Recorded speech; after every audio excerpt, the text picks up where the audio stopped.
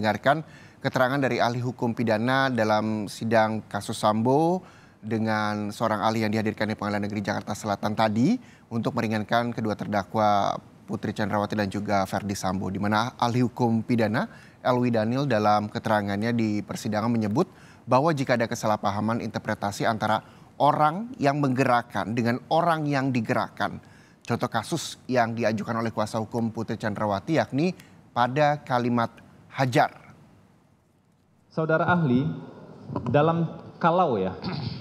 kalau dalam konteks whitelocking tadi, bagaimana jika ada kesalahpahaman atau misinterpretasi dari orang yang menggerakkan dengan orang yang digerakkan, atau orang yang dalam konteks lain misalnya ada pelaku material, ada aktor intelektual. Antara aktor intelektual ngomongnya A, tapi pelaku material menafsirkannya B. Bagaimana jika ada misinterpretasi atau kesalahpahaman? Siapa yang harus bertanggung jawab? Nah, dalam konteks ilustrasi seperti itu, ya, itu kan ada ketentuan pasal 55 ayat 2 KUHP.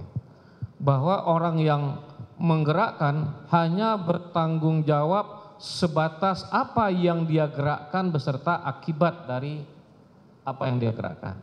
Nah, yang bertanggung jawab sepenuhnya kalau seandainya orang yang digerakkan itu melakukan suatu perbuatan melebihi dari apa yang digerakkan atau yang dianjurkan, maka dialah yang bertanggung jawab. Bukan yang menggerakkan yang bertanggung jawab, tapi adalah yang digerakkan itu. Ini saya berikan satu ilustrasi terkait dengan hal ini. Orang yang menggerakkan mengatakan, contohnya ya, hajar.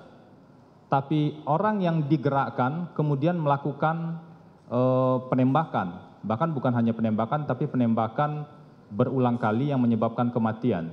Dalam konteks ilustrasi ini, sejauh mana pertanggungjawaban penembak dan sejauh mana pertanggungjawaban pidana orang yang mengatakan hajar tadi? Kalau ilustrasinya seperti itu, maka menurut pendapat saya yang harus didudukkan terlebih dahulu adalah pemahaman terhadap kata hajar itu. Apa yang disebut dengan hajar itu? Ya, apakah hajar itu dipukul, ditembak, atau dianiaya atau bagaimana gitu. Nah, tentu hal ini harus diminta penjelasan kepada ahli bahasa tentang apa yang disebut dengan kata hajar itu.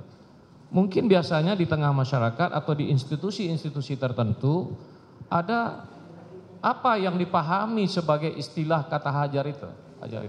Maka apa yang dipahami itulah yang saya kira bisa digunakan sebagai pedoman untuk menentukan pengertian dari hajar tersebut.